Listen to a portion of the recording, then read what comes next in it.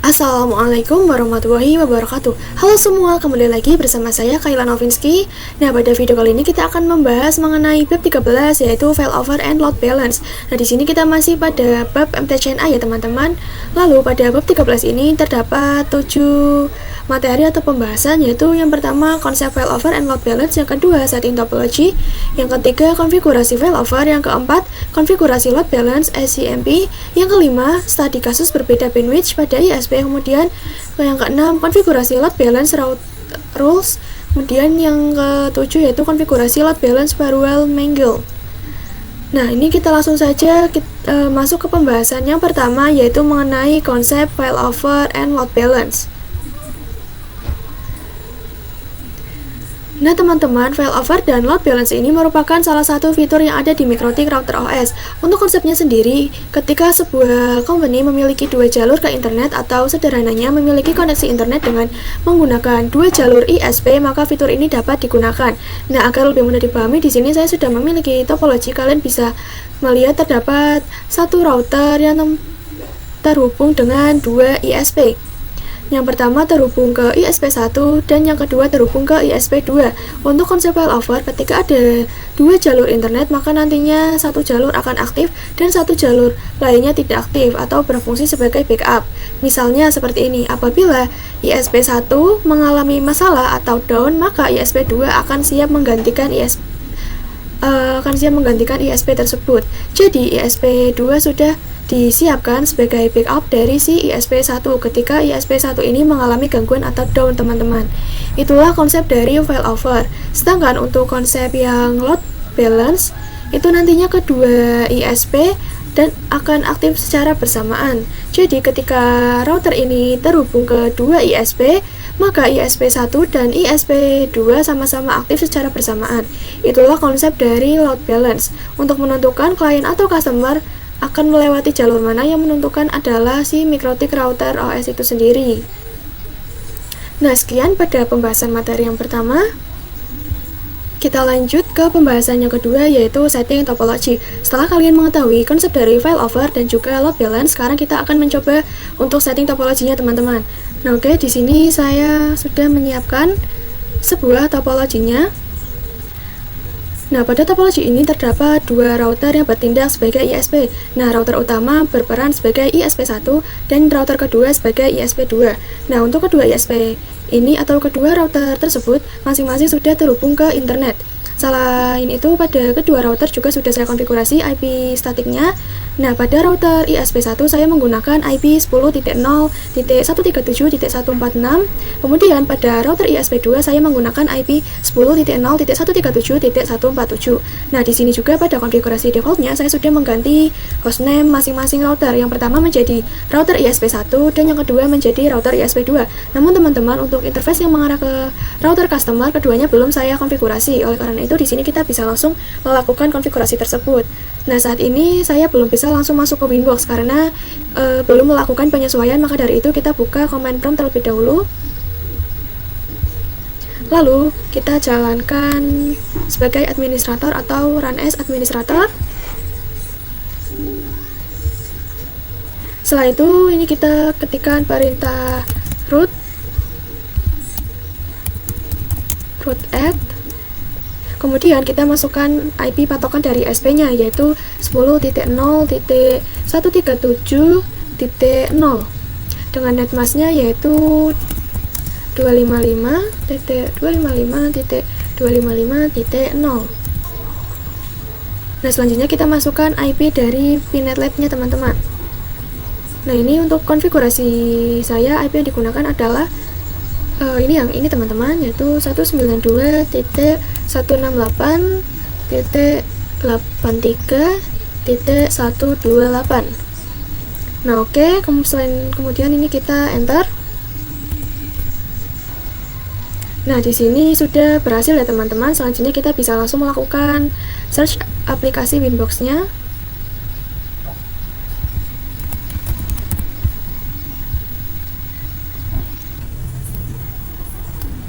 Nah, di sini saya akan masuk ke dalam router ISP1 terlebih dahulu, teman-teman, dengan IP yaitu di sini 10.0.137.146. Nah, ini kita coba connect. Nah, oke, di sini sudah berhasil ya teman-teman, kita sudah bisa masuk ke dalam router ISP1. Sekarang kita akan coba masuk ke dalam router ISP2. Nah, karena router ISP2 langsung terhubung ke internet, maka kita tidak perlu melakukan atau tidak memerlukan pengaturan tambahan, sehingga bisa langsung masuk menggunakan IP static yang sudah kita pasang, yaitu 10.0.137.147. Kita coba connect. Nah, di sini kita juga sudah berhasil ya teman-teman untuk masuk ke dalam router ISP2-nya. Namun di sini saya belum masuk ke dalam router customer-nya.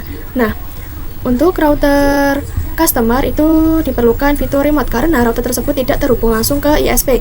Nah, kalian bisa melihat di sini bahwa router customer saya sudah mengaktifkan fitur Roman ya teman-teman, dengan mengetikkan seperti ini, tool Roman set enable yes. Nah, kemudian ini kita bisa cek menggunakan perintah tool Roman print. Oke, di sini sudah aktif. Sekarang kita akan mencoba masuk melalui satu router saja, yaitu ISP1. Ini kita bisa masuk ke Winbox router ISP1-nya.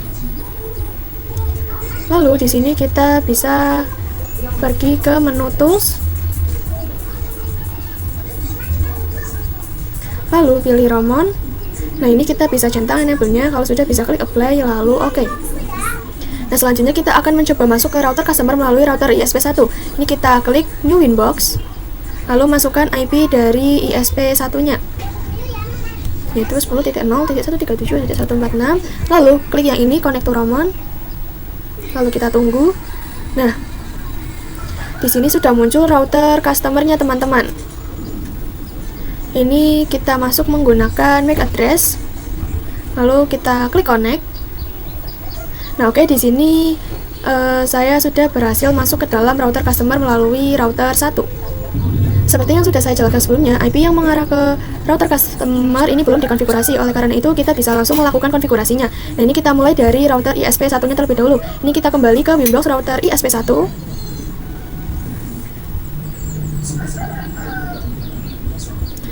Lalu di sini kita bisa pergi ke menu IP, lalu pilih addresses. Nah, di sini kan terlihat header 2 teman-teman. Nah, ini kita bisa klik add. Kemudian kita masukkan IP address-nya, yaitu 192.168.1.1/24.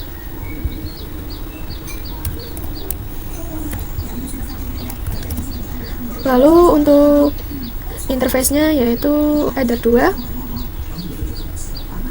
Nah, IP ini nantinya akan menjadi gateway untuk router customer. Kalau sudah, ini kita bisa klik apply lalu oke. Nah, konfigurasi untuk router ISP1 sudah selesai ya teman-teman. Selanjutnya kita lanjut ke router ISP2. Ini kita bisa pergi ke Winbox yang ISP2. Lalu ini kita pergi ke menu IP, pilih addresses. Nah, di sini kita bisa lihat IP yang digunakan adalah 172.16.1.1/24. IP ini juga akan menjadi gateway untuk router customer-nya. Bisa klik add, lalu ketikkan 172.16.1.1/24. Lalu untuk interface-nya header 2. Lalu kita klik apply lalu oke. Nah, jika konfigurasi pada router ISP1 dan ISP2 sudah selesai, maka kita lanjut ke router customer-nya. Nah, pada router customer kalian bisa perhatikan bahwa terdapat dua interface, yaitu header 1 yang mengarah ke router ISP1, lalu header 2 yang mengarah ke ISP2. Sekarang kita masuk ke Winbox router customer. Nah, kita akan memasukkan IP yang pertama terlebih dahulu teman-teman, yaitu di sini 192.168.1.2/24. Ini kita bisa pergi ke menu IP, lalu pilih addresses, kemudian klik add. Kita masukkan IP-nya. Nah, ini interface-nya header 1 yang mengarah ke ISP1 ya teman-teman. Setelah itu kita klik apply lalu oke. Selanjutnya kita tambahkan IP yang kedua, yaitu yang mengarah ke ISP2, yaitu di sini 172.16.1.2/24. Kita bisa klik add, lalu ketikkan 172.16.1.2/24, Kemudian interface-nya Ether 2. Setelah itu kita klik apply lalu oke. Nah, oke, di sini sudah selesai untuk konfigurasi IP address pada ISP1, ISP2 dan router customer. Selanjutnya kita akan melakukan setting agar router customer bisa mengakses internet. Nah, caranya adalah dengan menambahkan default route yang mengarah ke ISP1 dan ISP2. Nah, ini kita konfigurasi di Winbox router customernya. Ini saya sudah di router customernya, teman-teman. Lalu ini kita pergi ke menu IP, lalu pilih routes. Nah, di sini kalian bisa lihat bahwa gateway 192.168.1.1 dan 172.16.1.1 masih belum ada. Oleh karena itu kita tambahkan route agar router customer bisa terhubung ke internet. Ini kita klik add. Nah, kemudian pada bagian di address kita biarkan kosong karena kita ingin membuat default route. Yang kita isi hanyalah gateway-nya. Nah, pertama kita tambahkan route yang mengarah ke ISP1 dengan gateway yaitu 192.168.1.1. Ini kita bisa ketikkan.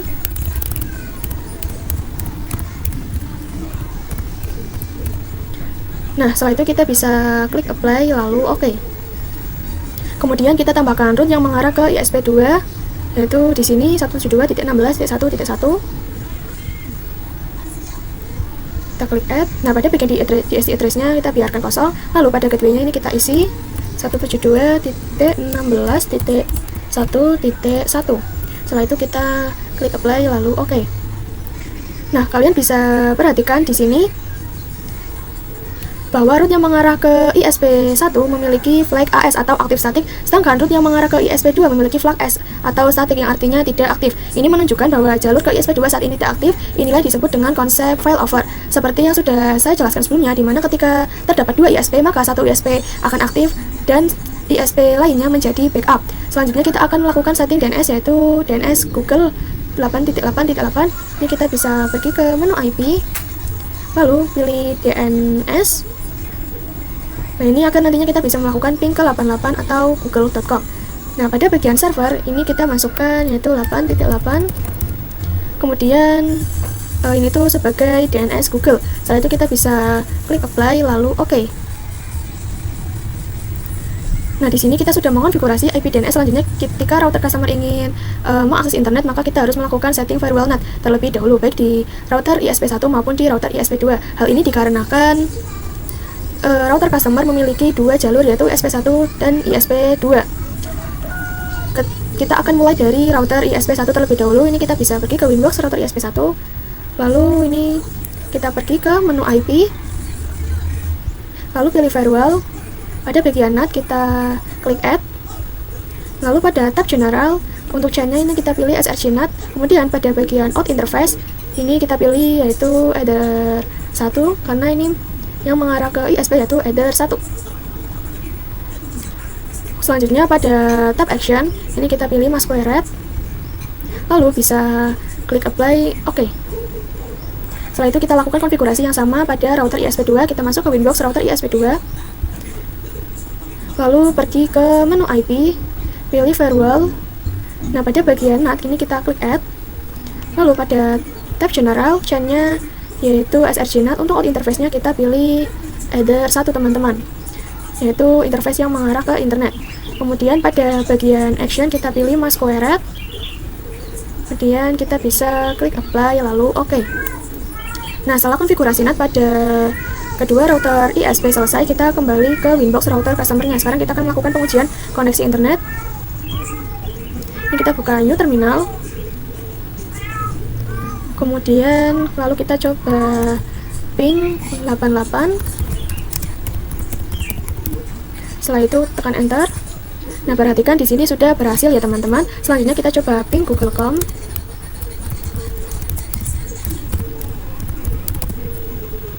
Lalu kita tekan enter. Nah, perhatikan di sini hasilnya juga sudah berhasil ya teman-teman. Artinya konfigurasi yang kita lakukan sudah berhasil. Selanjutnya di sini saya juga memiliki dua VPC, yaitu VPC 1 dan VPC 2. Ini belum dikonfigurasi ya teman-teman. Oleh karena itu kita akan langsung melakukan konfigurasinya. Nah, pertama kita hubungkan terlebih dahulu VPC tersebut ke router customer. Nah, ini kita lakukan yang sama juga pada VPC 2-nya. Oke. Nah, setelah itu kita akan melakukan konfigurasi bridge, karena pada router customer terdapat dua interface Ethernet yaitu Ethernet 3 dan Ethernet 4. Maka kedua interface tersebut akan kita gabungkan agar menjadi satu interface Ethernet atau satu bridge interface. Nah, langsung saja kita lakukan konfigurasi bridge pada router customer. Ini kita bisa masuk ke inbox-nya, lalu pergi ke menu bridge. Nah, di sini kita akan membuat bridge. Sebagai contoh, saya akan membuat bridge dengan nama yaitu bridge customer. Dan untuk tipenya adalah bridge. Setelah itu kita klik apply lalu OK. Selanjutnya pada bagian ports kita akan menggabungkan interface yang ingin kita satukan. Nah, di sini interface yang akan digabungkan adalah ini teman-teman, Ether 3 dan Ether 4. Ini kita tambahkan terlebih dahulu. Kita bisa klik add. Lalu untuk interface-nya Ether 3, bridge-nya yaitu bridge customer. Kalau sudah, klik apply lalu OK. Kemudian tambahkan yang Ether 4, bridge-nya bridge customer. Kemudian ini kita bisa klik apply lalu OK.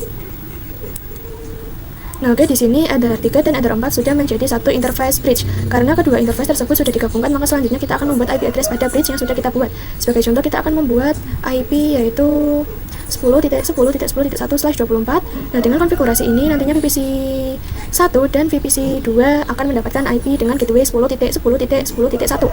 Ini kita akan lakukan konfigurasi ini pada router customer. Ini kita bisa masuk ke window router customer, lalu kita pergi ke menu IP, lalu pilih addresses, kita bisa klik add. Kemudian masukkan IP address yaitu 10.10.10.1/24, dan untuk interface-nya kita pilih bridge customer. Setelah itu kita klik apply lalu OK. Nah, oke, sampai di sini konfigurasi IP untuk bridge sudah selesai. Selanjutnya kita akan melakukan setting agar VPC 1 dan VPC 2 mendapatkan IP secara otomatis. Untuk itu kita memerlukan atau perlu mengonfigurasi DHCP server pada router customer. Nah, ini kita bisa pergi ke menu IP, lalu pilih DHCP server, lalu pilih DHCP setup. Nah, pada bagian interface kita pilih bridge customer. Nah, ini yaitu bridge yang sudah kita gabungkan sebelumnya, lalu klik next. Nah, pada bagian address space atau network dan rank kita bisa menggunakan pengaturan default. Lalu untuk DNS servernya ini teman-teman pakai yang ini 8.8.8, lalu klik next hingga proses setup selesai. Nah, oke, di sini konfigurasi DHCP server sudah berhasil teman-teman. Selanjutnya, karena kita ingin agar VPC juga bisa mengakses internet, maka kita perlu melakukan setting firewall NAT pada router customer. Nah, untuk itu kita bisa pergi ke menu IP, lalu pilih firewall, dan masuk ke bagian NAT. Lalu kalian bisa lihat di sini terdapat dua jalur, yaitu yang mengarah ke router ISP1 dan yang mengarah ke router ISP2. Oleh karena itu, pada bagian firewall NAT kita juga akan menambahkan dua row masing-masing untuk jalur ke ISP1 dan ISP2. Nah, ini kita mulai dari yang mengarah ke ISP1 terlebih dahulu. Ini kita klik add. Nah, pada menu general chain-nya itu srgNAT. Kemudian pada bagian out interface kita pilih Ether 1. Nah, kenapa Ether 1? Karena pada router customer untuk mencapai router 1 ISP itu menggunakan Ether 1, atau interface yang digunakan adalah Ether 1. Selanjutnya, ini pada bagian action-nya yaitu pilih yang Masquerade, dan klik apply lalu OK. Nah, setelah itu kita akan tambahkan NAT yang mengarah ke ISP2. Kita klik add. Nah, pada bagian general untuk chain-nya yaitu kita tetap pilih srgNAT, lalu pada bagian out interface itu kita ubah menjadi Ether 2. Nah, kenapa Ether 2? Di sini kalian bisa lihat bahwa dari router customer menuju ISP2 itu dia menggunakan Ether 2 teman-teman. Oleh karena itu kita ketika router customer ingin terhubung ke ISP2 atau ke internet melalui jalur tersebut, maka out interface yang digunakan harus Ether 2. Ini kita lalu pada bagian action ini kita pilih Masquerade, lalu klik apply OK. Nah, oke, sampai di sini konfigurasi firewall NAT pada router customer sudah selesai. Sekarang saatnya kita melakukan pengujian DHCP server dan firewall NAT. Ini kita akan mulai dari VPC 1 terlebih dahulu. Nah, ini saya akan menyalakan VPC 1 dan VPC 2-nya.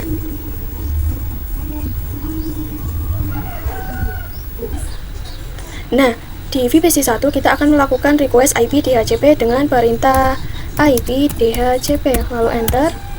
Nah, perhatikan di sini muncul output DORA yang menandakan proses DHCP berjalan dengan baik. Nah, ini kita bisa melihat IP address yang didapatkan, yaitu di sini VPC1 dia mendapatkan IP 10.10.10.253. Lalu kita coba tampilkan dengan perintah show IP, lalu enter. Nah, di sini perhatikan, di sini sudah lengkap ya teman-teman, mulai dari IP address, gateway, lalu DNS-nya. Selanjutnya kita akan melakukan pengujian koneksi internet. Ini kita coba ping 8.8, lalu enter. Nah, perhatikan di sini dia sudah TTL teman-teman, sudah berhasil. Kita juga coba ping google.com.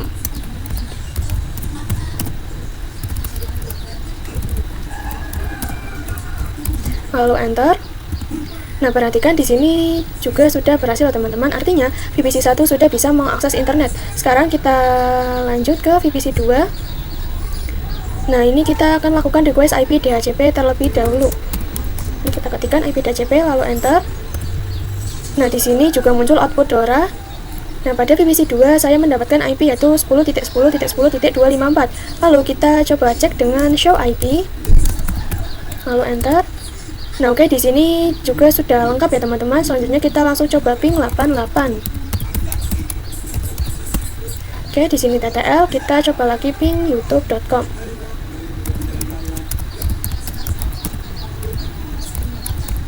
Enter. Nah, oke, di sini juga sudah berhasil teman-teman. Dengan demikian, kedua VPC ini sudah mendapatkan IP secara otomatis melalui DHCP server dan juga berhasil mengakses internet. Artinya kita sudah berhasil mengonfigurasi DHCP server dan firewall NAT dengan benar. Kita lanjut ke pembahasan yang ketiga, yaitu mengenai konfigurasi failover. Nah, cara kerja failover sendiri adalah dengan menggunakan satu jalur ISP saja, sedangkan ISP yang satunya akan berfungsi sebagai backup. Jadi, ketika router ISP1 mengalami gangguan atau masalah, maka router ISP2 akan siap menggantikan router ISP1 tersebut, teman-teman. Nah, agar lebih memahami dan lebih leluasa dalam memainkan konsep failover, kita bisa menggunakan parameter distance. Nah, parameter distance ini digunakan untuk menentukan prioritas routing.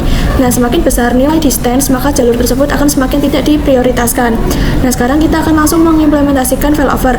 Nah, di sini saya akan melakukan dua studi kasus, yaitu mengubah parameter distance dan menggunakan fitur check gateway. Kita mulai terlebih dahulu dengan mengubah parameter distance. Nah, ini kita bisa pergi ke router customer winbox. Lalu di sini kita bisa masuk ke menu IP, kemudian routes.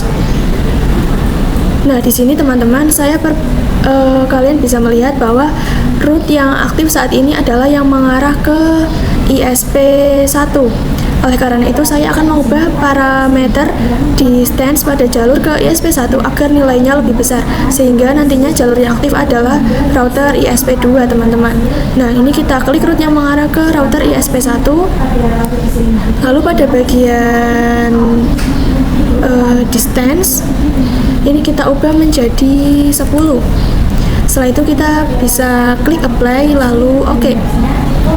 Nah, perhatikan teman-teman, sekarang router ISP1 sudah tidak aktif atau flag yang muncul adalah S saja atau static, sedangkan route yang aktif adalah sekarang yang mengarah ke ISP2 dengan gateway 172.16.1.1. Artinya jalur internet sudah berpindah ke ISP2. Nah, kesimpulannya, semakin besar nilai distance, maka jalur tersebut semakin tidak diprioritaskan. Namun jika nilai distance sama, maka mikrotik secara default yang akan menentukan jalur mana yang diprioritaskan. Jadi ketika distance sama-sama bernilai 1, maka penentuan jalur dilakukan oleh mikrotik itu sendiri, teman-teman. Itulah cara penggunaan parameter distance dalam failover. Selanjutnya kita akan mengenal fitur check gateway. Saat ini jalur internet yang digunakan adalah router ISP2, sedangkan router ISP1 berfungsi sebagai backup, bukan sebagai jalur utama lagi.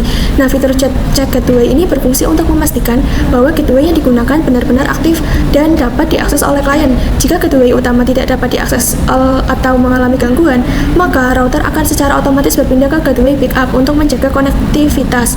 Dengan fitur ini, router customer akan secara berkala melakukan pengecekan terhadap gateway router ISP1 apakah masih aktif atau tidak. Pengecekan ini dilakukan secara terus-menerus, bahkan setiap detik, untuk memastikan koneksi tetap stabil. Nah, sekarang kita akan langsung menerapkan fitur check gateway pada jalur router ISP2, yaitu dengan gateway 172.16.1.1.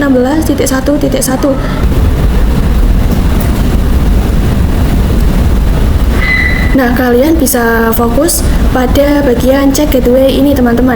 Nah, jika kita lihat pada menu gateway ini tuh terdapat dua pilihan, yaitu ada ARP dan ping.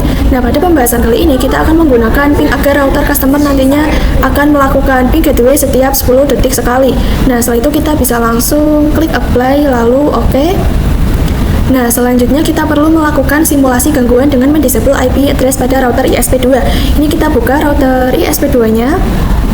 Lalu ini kita masuk ke menu IP, pilih addresses. Nah, pada IP address yang mengarah ke customer atau interface kedua ini kita klik disable. Setelah itu kita kembali ke router customer untuk melakukan pengecekan. Nah, perhatikan teman-teman, di sini jalur berpindah secara otomatis yang sebelumnya menggunakan ISP2 sekarang beralih ke ISP1 dengan gateway 192.168.1.1. Nah, sekarang bagaimana jika kita tidak menggunakan check gateway? Tanpa fitur check gateway, router customer akan tetap menggunakan ISP utama meskipun IP address pada ISP tersebut sudah di-disable. Akibatnya, router customer masih terlihat terhubung tetapi tidak bisa mengakses internet. Nah, selanjutnya kita coba mengaktifkan kembali IP address pada ISP2. Ini kita kembali ke router ISP2. Lalu ini kita enable kembali IP address yang tadi kita disable. Nah, oke. Ini setelah itu kita kembali ke router customer dan menunggu beberapa saat. Nah, perhatikan teman-teman, jalur berpindah kembali secara otomatis ke ISP2. Inilah fungsi dari check gateway. Dengan fitur ini, router akan secara berkala atau setiap 10 detik melakukan pengecekan terhadap gateway, apakah dalam kondisi up atau down. Jika gateway bermasalah, maka router akan otomatis berpindah ke jalur backup dan ketika gateway utama kembali normal, router akan beralih kembali secara otomatis. Kita lanjut ke pembahasan yang keempat, yaitu konfigurasi load balance ICMP. Nah, untuk load balance dengan mode ICMP, metode ini merupakan improvisasi dari metode round robin load balance. Pada pembahasan ini terdapat dua studi kasus, yaitu yang pertama konfigurasi load balance ICMP dan kedua load balance routing mark route rules. Nah, namun untuk routing mark nanti akan kita bahas pada pembahasan selanjutnya. Jadi pada bagian ini kita akan fokus pada konfigurasi load balance ICMP. Sekarang kita langsung saja ke konfigurasinya. Nah, untuk konfigurasi load balance ICMP kita masuk ke dalam router customer. Nah, ini kita pergi ke menu IP, lalu pilih routes. Nah, di sini untuk dua jalur yang sebelumnya, yaitu yang mengarah ke ISP1 dan yang mengarah ke ISP2, ini kita akan hapus terlebih dahulu. Nah, setelah itu kita akan membuat jalur yang baru. Ini kita bisa klik add. Nah, caranya biasanya ketika menambahkan jalur kita menambahkannya satu persatu, namun pada konfigurasi ini hal tersebut tidak perlu karena kita bisa menambahkan dua gateway sekaligus. Nah, caranya adalah kita mengklik icon. Nah, oke, di sini sudah muncul dua kolom gateway. Nah, untuk DC address ini kita biarkan kosong. Lalu pada gateway pertama ini kita masukkan jalur ke ISP1, yaitu 192.168.1.1. Lalu kita masukkan pada gateway yang kedua. Ini kita masukkan jalur ke ISP2, yaitu 172.16.1.1. Setelah itu kita klik apply lalu oke. Nah, oke, di sini konfigurasi load balance ICMP sudah ditambahkan. Sekarang kita akan melakukan pengujian pada VPC1 dan VPC2. Nah, di VPC1 kita akan mengecek jalur mana yang digunakan ketika VPC tersebut mengakses internet. Inilah yang dimaksud dengan load balance. Nah, pastikan terlebih dahulu bahwa VPC sudah mendapatkan IP address beserta gateway dan DNS-nya. Ini kita cek menggunakan show IP lalu enter. Nah, perhatikan di sini saya sudah mendapatkan IP address lalu gateway dan DNS-nya teman-teman. Lalu selanjutnya ini kita coba ping 8.8. Enter. Nah, oke, di sini sudah berhasil teman-teman. Sekarang kita akan melakukan trace route untuk melihat jalur yang dilewati ketika VPC1 mengakses internet.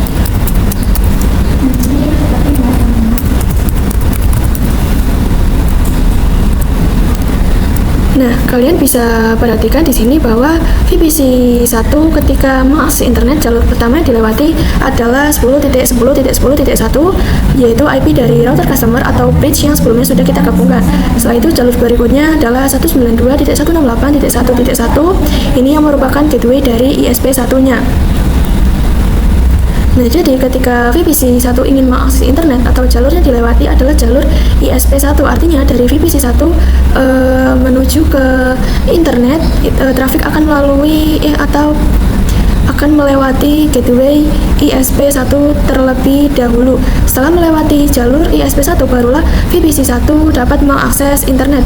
Nah, sekarang ini kita akan melanjutkan pengujian pada VPC2. Ini kita akan tampilkan terlebih dahulu konfigurasi IP dengan perintah show IP, lalu enter. Nah, oke, di sini IP sudah ada. Selanjutnya ini kita coba pin 88, enter. Nah, oke, di sini sudah berhasil. Setelah itu kita akan lakukan tracer route.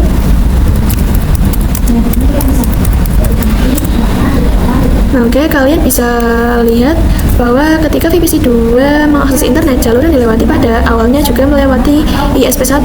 Nah, pertama traffic melewati network bridge, kemudian melalui Ether 2, dan setelah itu menuju ke ISP. Nah, pada VPC2 saya juga mencoba ping google.com untuk memastikan konektivitas. Oke, di sini sudah berhasil ya teman-teman. Selanjutnya saya akan melakukan tracer route ke google.com.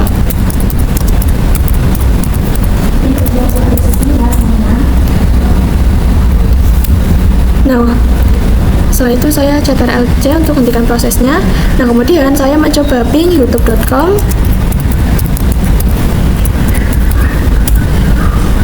Lalu saya lakukan tracer route ke youtube.com-nya. Enter.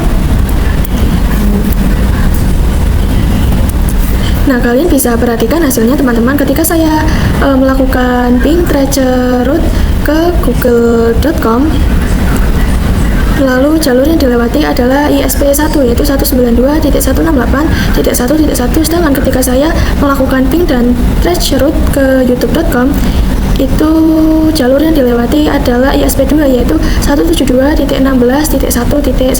Artinya ketika VPC2 mengakses youtube.com, traffic akan melewati ISP2, sedangkan ketika mengakses google.com, traffic akan melewati ISP1.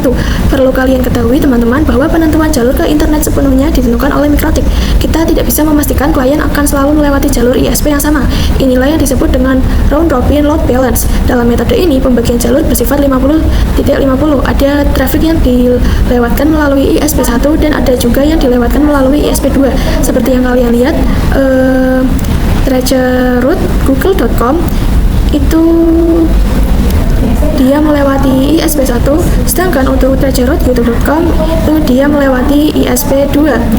Nah, mengapa tidak semuanya lewati ISP1? Itulah karakteristik dari round robin load balance, di mana jalur yang digunakan tidak menentu dan tidak ditentukan secara otomatis oleh Mikrotik.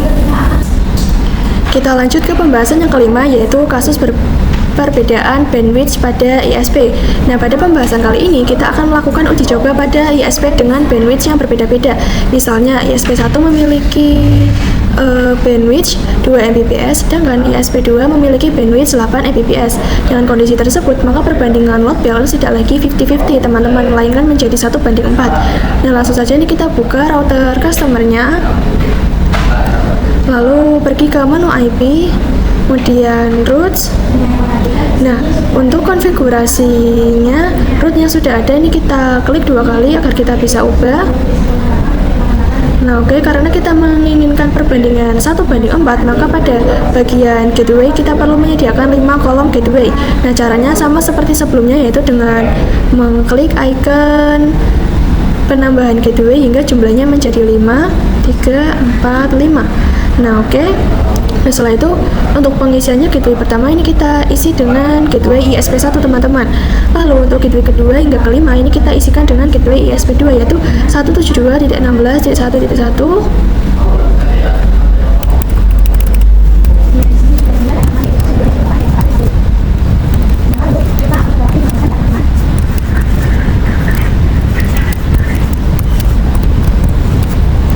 Nah, dengan demikian, 1 gateway mengarah ke ISP1 dan 4 gateway mengarah ke ISP2. Sehingga perbandingan menjadi 1:4 teman-teman. Setelah selesai kita bisa langsung klik apply lalu OK. Nah, selanjutnya ini kita buka new terminal, lalu jalankan perintah IP route print, lalu enter. Nah, kalian bisa lihat bahwa konfigurasi gateway menjadi 1:4, di mana jalur ISP2 muncul lebih banyak dibandingkan jalur ISP1.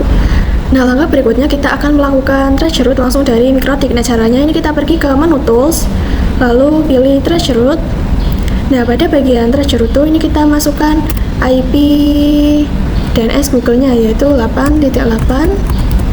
Lalu untuk protokolnya ICMP, lalu klik Start. Nah, perhatikan hasilnya ketika kita melakukan trace route ke 8.8, jalur yang dilewati adalah 172.16.1.1, yaitu jalur ISP2. Nah, teman-teman juga bisa mencoba trace route ke tujuan lain. Misalnya jika ingin ke youtube.com, kalian bisa mencari IP-nya terlebih dahulu dengan nslookup, lalu melakukan trace route menggunakan IP tersebut. Nah, ini tuh caranya teman-teman bisa buka ke comment prompt, lalu ini bisa ketikkan ini, nah maka IP-nya itu akan muncul ya teman-teman. Nah, selanjutnya saya akan mencoba trace route dari VPC. Nah, di sini saya akan masuk ke VPC 1, lalu saya ingin coba ping terlebih dahulu, ping ke IP IP facebook.com-nya, yaitu ping di sini 31.13.95.35, kita tuliskan.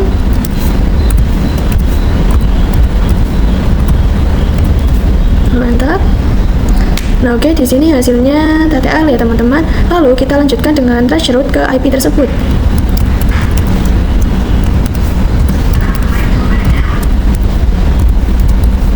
Lalu enter. Nah, perhatikan di sini hasilnya ketika VPC 1 mengakses facebook.com, jalur yang dilewati adalah ISP2, yaitu 172.16.1.1. Nah, jika teman-teman ingin mencari IP dari facebook.com-nya, teman-teman itu bisa buka ke CMD, lalu klik kanan, kemudian jalankan sebagai administrator. Nah, lalu ini teman-teman bisa ketikkan seperti ini, nslookup facebook.com, nah maka akan muncul IP-nya, dan juga lain-lainnya seperti youtube.com ataupun google.com. Kita lanjut ke pembahasan yang keenam, yaitu mengenai konfigurasi load balance route rules. Nah, pada pembahasan ini kita akan mencoba melakukan konfigurasi load balance dengan metode route rules. Metode route rules ini bekerja menggunakan sistem source address atau SRC address. Dengan metode ini kita bisa mendefinisikan aturan, misalnya VPC 1 ketika ingin mengakses internet harus menggunakan ISP1. Lalu VPC 2 ketika ingin mengakses internet harus menggunakan ISP2. Karena metode ini menggunakan SRC address, maka setiap VPC wajib menggunakan IP statik agar pengaturannya tidak berantakan dan mudah dikontrol. Nah, ini kita mulai dengan mengatur IP statik pada VPC 1 terlebih dahulu. Ini kita masuk ke terminal VPC 1. Nah, lalu ini kita bisa ketikkan IP address-nya, yaitu 10.10.10.15, kemudian untuk slash-nya yaitu 24, kemudian gateway-nya yaitu 10.10.10, kemudian slash 24. Kalau sudah, maaf teman-teman, untuk gateway-nya itu 10.10.10.1, lalu slash 24, enter. Nah, kemudian ini kita masukkan IP DNS-nya, lalu enter. Nah, setelah itu kita jalankan perintah show IP untuk memastikan konfigurasi sudah lengkap. Nah, oke, di sini terlihat bahwa IP gateway dan DNS sudah terpasang dengan benar. Selanjutnya kita masuk ke VPC 2. Nah, ini kita akan atur IP statiknya, yaitu IP 10.10.10.16/24. Kemudian ini kita masukkan gateway-nya yaitu 10.10.10.1, lalu subnet-nya yaitu /24. Kemudian enter. Nah, oke, lalu kita masukkan IP DNS-nya yaitu 8.8, lalu enter. Kemudian ini kita jalankan show IP untuk memastikan konfigurasi berhasil. Nah, oke, dengan demikian di sini sudah muncul ya teman-teman. Lalu untuk VPC 1 itu menggunakan IP 10.10.10.15. Lalu untuk yang VPC 2 itu dia menggunakan IP 10.10.10.16. Keduanya sudah menggunakan IP statik. Nah, selanjutnya ini kita akan konfigurasi route rules di router customer. Ini kita masuk ke router customer-nya. Lalu di sini kita pergi ke menu IP, lalu routes. Nah, konfigurasi sebelumnya ini kita disable saja. Setelah itu kita masuk ke menu rules, Nah, ini kita akan menambahkan route rules untuk VPC 1. Nah, ini kita klik add, kemudian untuk SRC address-nya yaitu IP static yang dari VPC 1-nya teman-teman, yaitu 10.10.10.15. Lalu ini tidak perlu menggunakan /24. Kemudian untuk routing table-nya ini kita beri nama VPC 1. Kalau sudah, kita bisa klik apply lalu OK. Kemudian kita bisa klik add lagi untuk role yang VPC 2. Nah, SRC address-nya ini tuh pakai IP static yang dari VPC 2-nya teman-teman, itu 10.10.10.16. Kemudian untuk routing table-nya ini kita beri nama VPC 2. Kalau sudah, ini kita bisa klik apply lalu OK. Nah, fungsi dari routing table ini adalah jika terdapat paket yang berasal dari 10.10.10.16, maka MikroTik akan merujuk ke routing table VPC 2. Nah, untuk menentukan jalur internet yang akan digunakan, begitu juga untuk yang VPC 1. Nah, selanjutnya ini kita kembali ke menu routes. Nah, di bagian pojok kanan kita bisa melihat terdapat beberapa routing table, yaitu ada main VPC 1 dan VPC 2. Agar semua terlihat, ini kita pilih tampilannya all. Nah, selanjutnya kita akan menambahkan route berdasarkan routing mark. Nah, ini kita akan buat yang jalur untuk VPC 1. Untuk ISP 1 ini kita bisa klik add. Lalu untuk DSC address-nya kosongan saja. Kemudian untuk gateway-nya yaitu yang ISP 1-nya teman-teman, yaitu 192.168.1.1. Lalu untuk routing mark-nya yaitu VPC 1. Kalau sudah, ini kita bisa klik apply lalu OK. Lalu kita akan buat jalur untuk VPC 2 atau ISP 2. Ini kita klik add, kemudian DSC address-nya kosongan saja. Nah, ini kita masukkan IP dari ISP 2-nya yaitu 172.16.1.1. Lalu untuk routing mark-nya yaitu VPC 2. Nah, kemudian ini kita bisa klik apply lalu OK. Nah, sekarang terlihat bahwa terdapat dua jalur internet dan keduanya aktif teman-teman. Konfigurasi route lama yang tidak diperlukan ini kita bisa hapus saja agar lebih rapi. Nah, oke. Selanjutnya ini kita akan melakukan pengujian pada masing-masing VPC-nya. Ini kita mulai pada VPC 1 terlebih dahulu. Nah, pastikan VPC 1 sudah menggunakan IP static, lalu kita akan lakukan ping 88 untuk memastikan koneksi berjalan dengan baik. Nah, oke, ini hasilnya TTL ya teman-teman, sudah berhasil. Selanjutnya ini kita lakukan trace route ke 88. Nah, hasilnya menunjukkan bahwa VPC 1 melewati gateway 192.168.1.1 yaitu ISP1. Hal ini sudah sesuai dengan konfigurasi yang kita tentukan sebelumnya. Lalu ini kita akan lakukan pengujian pada VPC 2. Nah, pada VPC 2 ini kita akan lakukan ping 88. Lalu enter. Nah, di sini hasilnya TTL ya teman-teman, sudah berhasil. Lalu ini kita lakukan trace route 88-nya. Lalu enter. Nah, hasil trace route menunjukkan bahwa VPC 2 melewati gateway yaitu 172.16.1.1 yaitu ISP2. Nah, dengan metode load balance ini kita menggunakan route rules yang VPC 1 selalu menggunakan ISP1, lalu yang VPC 2 selalu menggunakan ISP2. Semua jalur berjalan sesuai dengan aturan yang telah kita tentukan dan konfigurasi berhasil diterapkan dengan benar. Kita lanjut ke pembahasan yang terakhir, yaitu mengenai konfigurasi load balance menggunakan firewall mangle. Nah, jadi teman-teman, firewall mangle ini sebenarnya lebih baik dibandingkan metode route rules. Alasannya karena pada firewall mangle kita dapat mendefinisikan paket berdasarkan protokolnya, sehingga pengaturan load balance menjadi lebih fleksibel dan lebih detail. Dan langsung saja di sini kita buka Windows Route Customer-nya. Lalu seperti sebelumnya kita masih berada di bagian IP, lalu route, kemudian ke tab rules. Nah, untuk role yang sudah kita konfigurasikan sebelumnya ini kita disable saja terlebih dahulu. Kemudian pada menu routes kita juga akan menghapus jalur routing sebelumnya sudah kita buat agar tidak bentrok dengan konfigurasi baru. Nah, oke, jika sudah kita bisa langsung mulai konfigurasi firewall mangle-nya. Ini kita bisa masuk ke menu IP lalu pilih firewall. Nah, di sini kalian bisa masuk ke tab net. Nah, kalian bisa lihat dan di sebelahnya itu terdapat ini teman-teman mangle. Sekarang kita akan melakukan konfigurasi firewall mangle dengan skenario yang sama seperti sebelumnya, yaitu VPC 1 akan melewati jalur ISP1, kemudian VPC 2 akan melewati jalur ISP2. Nah, ini kita bisa klik ke tab ini, lalu kemudian ini kita bisa klik add. Untuk pada bagian general, C-nya itu ini ya teman-teman, pre-routing. Lalu pada bagian SRC address kita masukkan IP VPC1 yaitu 10.10.10.15. Lalu pada bagian action, ini kita bisa pilih mark routing yang ini. Lalu pada bagian new routing mark, ini kita isi misalnya ML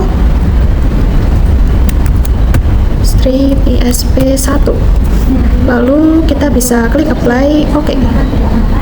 Nah, lanjut kita akan membuat mangle untuk VPC2. Ini kita bisa klik add lagi, lalu ke tab general. Nah, untuk C-nya yaitu pre-routing, lalu untuk SSH address-nya ini kita isi pakai IP dari VPC2-nya. 10.10.10.16. Lalu untuk ke action, itu actionnya yaitu tetap ini teman-teman seperti tadi, mark routing. Lalu untuk new routing mark ini kita isi misalnya ML strip ISP2. Kalau sudah, klik apply lalu oke.